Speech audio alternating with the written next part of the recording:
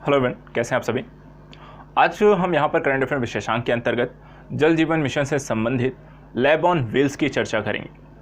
हाल फिलहाल के समय में ये देखा जाए तो जल किसी भी एक ऐसे संसाधन के रूप में देखा जा सकता है जो कि सभी व्यक्तियों और प्राणियों के लिए आवश्यक है, लेकिन वर्तमान समय में जल से संबंधित कई प्रकार की समस्याएं देखने को मिली हैं, जिसका कारण जलवायु परिवर्तन, प्रदूषण जैसी समस्याओं के तौर पर देखा जाता है।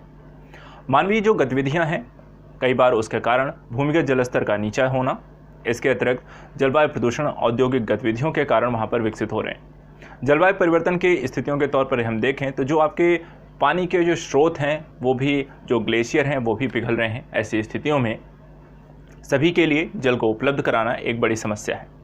जल जीवन मिशन इसी के तौर पर प्रारंभ किया गया था 2019 में, लेकिन हाल फिलहाल अभी अगर देखा जाए तो जल जीवन मिशन से संबंधित एक टॉपिक यहाँ पर चर्चा का विषय बना है लैब ऑन व्हील्स, जहाँ पर पानी की गुणवत्ता को किस तरीके से जांचा जाए, परखा जाए और उसको किस तरीके से यहाँ पर लोगों के पीने योग्य बनाया जाए। इसको लेकर भी लोगों के पास एक अच्छी नॉलेज नहीं है, साथ ही वहाँ पर शुद्ध पेयजल की भी समस्या देखने को मिलती है। तो आज हम करंट विशेषांक सीरीज के अंतर्गत इसी टॉपिक को लेकर स्टडी करने जा रहे हैं। आज का जो टॉपिक है वो अपने आप में काफ़ी इंपॉर्टेंट है आपके एग्जाम्स को लेकर। आज का ये टॉपिक है जल जीवन मिशन लैब ऑन व्हील्स को लेकर। हम देखने जा रहे हैं कि यहाँ पे ये क्यों लैब ऑन व्हील्स क्या है, इसको समझेंगे, जल जीवन मिशन के बारे में चर्चा करेंगे, इनकी चुनौतियों के बारे में स्पष्टता देखेंगे और क्या किया जा सकता है इसकी भी चर्चा करेंगे। आपकी परीक्षाओं के दृष्टिकोण से ये टॉपिक इंपॉर्टेंट हो सकता है। सबसे पहले आइए समझने की कोशिश करते हैं कि चर्चा का कारण क्यों है, लैब ऑन व्हील्स जो अवधारणा है ये क्या है। देखिए, हाल में ही हरियाणा सरकार के द्वारा यहाँ पर चलती फिरती जल परीक्षण प्रयोगशाला वैन का शुभारंभ किया गया, जिन्हें उन्होंने हरियाणा सरकार के द्वारा लैब ऑन व्हील्स को नाम दिया गया है। तो यहाँ पर चलती फिरती जो जल परीक्षण प्रयोगशाला जो ये वैन है, इसका कारण क्या रहा है, क्योंकि हाल ही में हरियाणा राज्य की पानी में घुलनशील ठोस पदार्थ, फ्लोराइड, नाइट्रेट और लौह तथा क्षारीय तत्वों से प्रभावित वहाँ पर जल की गुणवत्ता को देखा गया, जिसके कारण एक टेस्टिंग लैब की बहुत बड़ी ज़रूरत देखने को मिली। जैसा कि जल जीवन मिशन के अंतर्गत सभी घरों को पानी पहुंचाने की व्यवस्था है, उससे पहले ये ज़रूरी है कि पानी शुद्ध होना चाहिए। पानी में क्या होना चाहिए, क्या नहीं होना चाहिए, क्योंकि स्वास्थ्य के लिए बहुत बड़ी समस्या उत्पन्न करते हैं। तो यहाँ पर जानने की कोशिश करते हैं कि लैब ऑन व्हील्स ये काम कैसे करेगा। देखिए, लैब ऑन व्हील्स में कई सारी चीज़ें हैं जो कि यहाँ पे जल के परीक्षण को लेकर, उसकी शुद्धता को लेकर तकनीकी चीज़ों का प्रयोग किया गया है। जैसे कि जल परीक्षण के लिए मल्टी पैरामीटर प्रणालियों का इसमें प्रयोग किया गया है। कई इसमें जो कि मल्टी पैरामीटर प्रणाली जो है वो किन किन चीज़ों से है, विश्लेषक यंत्र हैं, इसमें सेंसर हैं, प्रोब्स जो होते हैं उपकरण इसमें लगे हुए हैं, जिसके माध्यम से पानी की पहचान, अर्थात कहाँ पर किस क्षेत्र में पानी की कैसी व्यवस्था है, मात्रा कितनी है, उसमें किस किस तरह की चीज़ें उसमें पाई गई, उसका विश्लेषण करना, इन सारी चीज़ों से संबंधित वहाँ पर उपकरण लगे हुए हैं। साथ ही यहाँ पर GPRS 3G कनेक्टिविटी के माध्यम से परीक्षण किए गए नमूने का डेटा केंद्रीय PHED सर्वर को यहाँ पर प्रेषित किया जाएगा। अर्थात जैसे ही जो लैब ऑन व्हील्स है वहाँ पर जिस भी क्षेत्र का पानी वहाँ पर वो कलेक्ट करती है, उसका नमूना, उसका विश्लेषण जो होता है सीधे आपको केंद्रीय सर्वर में सेंड किया जाएगा। इसके अतिरिक्त ऑन साइट रिकॉर्डिंग, अर्थात जिस क्षेत्र में परीक्षण के लिए गए हैं वहाँ की रिकॉर्डिंग करने की भी व्यवस्था होगी। साथ ही परिणामों की रिपोर्टिंग भी यह उपलब्ध कराती है। जिस तरीके से अर्थात जो ये वैन होगी वहीं पर टेस्टिंग हो जाएगी और टेस्टिंग के साथ साथ उसके परिणाम भी जारी किए जा सकते हैं, जिसके अनुरूप यहाँ पर क्या काम किया जाना सकती है, पानी की गुणवत्ता कैसी है, किन किन चीज़ों का इसमें समावेश है, पीने के योग्य कितना है और किस तरीके से सुधार जैसी चीज़ों को भी हम यहाँ पर देख सकते हैं। इसके अतिरिक्त जो लैब ऑन व्हील्स हैं, इसमें अगर हम देखें तो ये मोबाइल वैन स्वचालित सेंसर आधारित एक परीक्षण युक्त है। साथ ही परिणामों का परीक्षण के पश्चात त्वरित प्रदर्शन की भी यहाँ पर स्थिति है, अर्थात ऐसा नहीं कि बहुत ज़्यादा समय लेगी। लैब ऑन व्हील्स के अंतर्गत इस तरीके की तकनीकी का इसमें प्रयोग किया गया है कि जैसे ही वहाँ पर परीक्षण किया जाएंगे, परीक्षण के तुरंत पश्चात ही कुछ समय के अंदर ही वहीं पर ऑन द स्पॉट आपको रिजल्ट भी वहाँ पर मिल जाएगा। ऐसा नहीं है कि वहाँ पर लैब जो आएगी वो आपका टेस्टिंग लेगी, पानी को कलेक्ट करेगी, नमूनों को लेकर जाएगी, फिर वहाँ टेस्टिंग करेगी, कुछ समय के पश्चात वहाँ पर आपको रिजल्ट देगी। ऐसा नहीं है, on the spot on site recording भी करने की व्यवस्था है, साथ ही परिणामों का परीक्षण करना और वहीं पर त्वरित प्रदर्शन की भी व्यवस्था की गई है। इसके अतिरिक्त जल के नमूने में क्या क्या चीज़ें हैं जो कि परीक्षण के योग्य होना चाहिए, अर्थात किन किन चीज़ों का परीक्षण किया जाएगा जल में। तो यहाँ पर देखें कि इसका pH मान कितना है जल का, इसकी क्षारीयता, TDS अर्थात कि जल में घुलित जो आपके ठोस पदार्थ हैं, कठोरता, अपशिष्ट क्लोरीन, जस्ता, नाइट्राइट, फ्लोराइड, टर्बिडिटी, सूक्ष्म जैविक परीक्षण जैसे विभिन्न जल गुणवत्ता को मापने में सक्षम है। तो इसको ध्यान रखिएगा किस तरीके की चीज़ें हैं यहाँ पर। जो अपशिष्ट पदार्थ किस तरीके के जल में इसमें पाए जाते हैं, कई तरीके व क्वेश्चन जो पूछे जाते हैं उनको लेकर भी यहाँ पर ये पूछ सकते हैं क्या क्या चीज़ उसमें किन किन चीज़ों का विश्लेषण किया जाएगा, परीक्षण किया जाएगा। तो जल में यहाँ पर इन तत्वों का परीक्षण करें। दूसरी चीज़, ये जो लैब ऑन व्हील्स है ये पूरे हरियाणा राज्य में संचालित होगी। ऐसा नहीं कि यहाँ पर पर्टिकुलर किसी क्षेत्र में ही रहेगी। जैसा कि जो जल परीक्षण वैन है वो राज्य जल परीक्षण प्रयोगशाला करनाल में तैनात रहेगी। तो एक चीज़ और ध्यान रखना है, राज्य जल परीक्षण जो प्रयोगशाला है वो कहाँ है, करनाल में है, और ये जल परीक्षण जो वैन है वहाँ पर तैनात होगी, लेकिन जो अपनी सेवा देगी वो पूरे राज्य में ये देगी।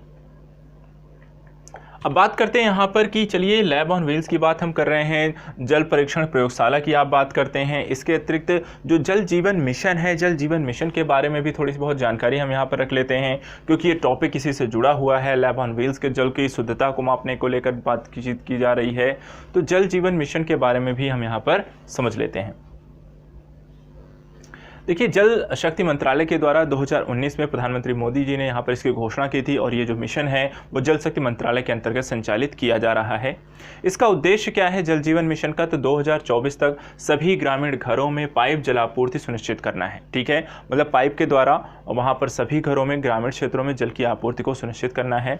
इसके अतिरिक्त जो सुरक्षित पेयजल का प्रबंधन को भी व्यवस्थित करना है, अर्थात जो पानी है वो शुद्ध और बेहतर होना चाहिए, पेयजल युक्त होना चाहिए, पीने के योग्य वहाँ पर होना चाहिए। इसके अतिरिक्त सिर्फ पीने के पानी की ही व्यवस्था इसके जल जीवन मिशन के अंतर्गत नहीं की जाएगी, बल्कि यहाँ पर कृषि में पुनः उपयोग के लिए वर्षा जल संचयन, भूजल पुनर्भरण, घरेलू अपशिष्ट जल के प्रबंधन हेतु स्थानीय बुनियादी ढांचे के निर्माण की भी व्यवस्था को इस योजना के अंतर्गत सम्मिलित किया गया है। तो देखा जाए तो जल जीवन मिशन अपने आप में कई अलग अलग माध्यमों से जल के बेहतर उपयोग और प्रबंधन की यहाँ पर बात करता है। साथ ही अब तक जहाँ पर पानी नहीं पहुँचा है वहाँ तक पानी पहुँचाने की व्यवस्था को भी यहाँ पर जल जीवन मिशन के तहत प्रयोग किया गया है। लेकिन यहाँ पर अगर हम देखें तो अपने आप में जल वर्तमान समय में कई प्रकार की समस्याओं से ग्रसित है, जिसके कारण सभी लोगों के पास शुद्ध पेयजल पहुँचाने की जो व्यवस्था है वो भी यहाँ पर कई प्रकार की चुनौतियों का सामना कर रही है।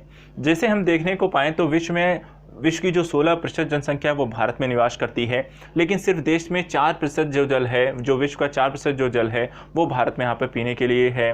और कह सकते हैं कि जो पानी है वो बहुत ज़्यादा शुद्ध नहीं है, काफ़ी अशुद्ध हो चुके हैं। जो नदियों का पानी था उसमें औद्योगिक जो जल अपशिष्ट पदार्थों को डाल दिया गया है, पॉल्यूशन काफ़ी ज़्यादा हुआ है, भूमिगत जल स्तर काफ़ी नीचा चला गया है, इसलिए लोगों को पीने के पानी के शुद्ध, वो भी शुद्ध पेयजल पीने के पानी की यहाँ पर समस्या देखने को मिली है। इसके अतिरिक्त वर्षा जल संचयन, जल प्रबंधन संबंधी तकनीकों का, साथ ही साथ यहाँ पे जन जागरूकता का अभाव भी देखने को मिलता है, जिसके कारण यहाँ पर पानी को लेकर ये चुनौतियों का सामना करना पड़ता है।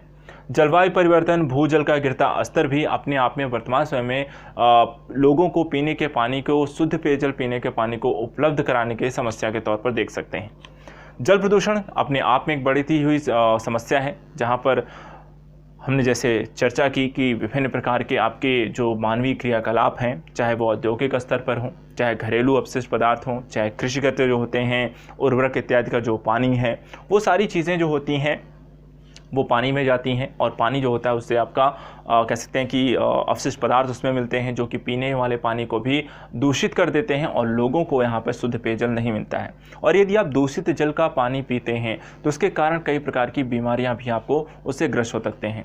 तो इस तरीके से भारत में अगर देखा जाए तो पीने के पानी की समस्या है बड़े स्तर पर। समस्या यहाँ पर उनकी मात्रा को लेकर है निष्कर्षतः अगर हम देखें, अगर हम यहाँ पर इसकी चर्चा करते हैं कि यहाँ पर कैसा है, इसे क्या किया जा सकता है, क्या प्रयास किए जा सकते हैं, क्योंकि ये बहुत ज़रूरी है कि आपको निष्कर्ष, अर्थात आपको प्रयास क्या कर सकते हैं। अपने स्तर पर भी प्रयास किया जा सकता है, सामूहिक तौर पर किया जा सकता है, और सरकार के स्तर पर भी। चलिए देखते हैं। सबसे पहली चीज़ जो की जानी चाहिए, सरकारी प्रयास और स्वयं सहायता समूहों के द्वारा जल संरक्षण के प्रयासों को यहाँ पर प्राथमिकता देनी जानी चाहिए, जैसे कि नदी, जल, तालाब, पोखरों के माध्यम से पानी को संचय करना, रेन हार्वेस्टिंग प्रणाली को अपनाना, जो पानी है उसको वहाँ पर संरक्षित करना। इसके अतिरिक्त शिक्षण प्रशिक्षण द्वारा जल की समस्या प्रबंधन के बारे में लोगों को जागरूक करना। यदि लोग यहाँ पे जागरूक होंगे तो वह पानी को भी वहाँ पर उसको कई बार होता है कि लोग घर में ही पानी के पीने को नल चला दिया है, वो बह रहा है, काफ़ी लंबे समय तक यूज़ नहीं होता है, पानी ख़राब होता है, तो वहाँ पर लोगों को जागरूक करना बहुत ज़रूरी है। इसके अतिरिक्त हम नुक्कड़ नाटक का आयोजन कर सकते हैं जिसके माध्यम से लोगों को इस बारे में जागरूक किया जा सकता है। कहानी है, पुस्तकों में नॉलेज हो सकती है, टीचरों के माध्यम से प्रयोग किया जा सकता है। औद्योगिक अपशिष्ट के उपचार संबंधी कठोर नियम होने चाहिए कि कोई भी अगर औद्योगिक जो कंपनियां हैं अगर किसी प्रकार के अपशिष्ट को वो सीधे जल में डाल रही हैं, नदी में डाल रही हैं, नहर में डाल रही हैं और उसका वो बिना उपचार किए डाल रही हैं, तो उस पर आर्थिक तौर के कठोर यहाँ प्रतिबंध होने चाहिए। अगर वो कई बार उल्लंघन करती हैं तो वहाँ पर उनको बंद कभी कर देना चाहिए। रेन हार्वेस्टिंग, वाटर से प्रबंधन जैसी कार्यशालाओं का आयोजन किया जाना चाहिए कि रेन हार्वेस्टिंग तकनीकें है, वर्षा के जल का किस तरीके से संचयन किया जाना चाहिए, नहरों इत्यादि के पानी का किस तरीके से आप संचयन कर सकते हैं, तो उसके लिए लोगों को ट्रेन किया जाना चाहिए। इस तरह की प्रयोगशालाओं के माध्यम से लोगों को समझाना चाहिए कि आप इसका कैसे प्रयोग कर सकते हैं। इसके अतिरिक्त एट द लास्ट अगर हम कहें तो रहीम जी ने भी एक दोहा इसके बारे में बोला है कि रहीमन पानी राखिए बिन पानी सब सून, पानी गए न उभरे मोती मानुष चून। तो वहाँ पे कहने का तात्पर्य है जो पानी है वर्तमान समय में हम हर एक व्यक्ति के लिए, हर प्रकार के प्राणी के लिए, चाहे वो पेड़ पौधे हों, जीव जंतु हों या मनुष्य हो, सभी के लिए बहुत ज़रूरी है। यदि पानी यहाँ पर उपलब्ध नहीं होगा तो यहाँ पर किसी प्रकार के किसी भी जीव का अस्तित्व यहाँ पर उपस्थित नहीं होगा। इसलिए यहाँ पर लैब ऑन व्हील्स जैसी परिधारणाओं के साथ साथ लोगों को जागरूक करना, प्रशिक्षित करना और तकनीकों का इस तरीके से प्रयोग करना कि वहाँ पर पानी को बेहतर प्रयोग किया जा सके। साथ ही औद्योगिक स्तर पर और अलग सामाजिक सरकारी समूहों के द्वारा आपस में साथ में मिलकर जल के संरक्षण का प्रयास किया जाना चाहिए। तो आज के लिए इतना ही, फिर मिलेंगे किसी एक नए टॉपिक के साथ जो कि आपकी परीक्षाओं के लिए महत्वपूर्ण होंगे। Thank you so much.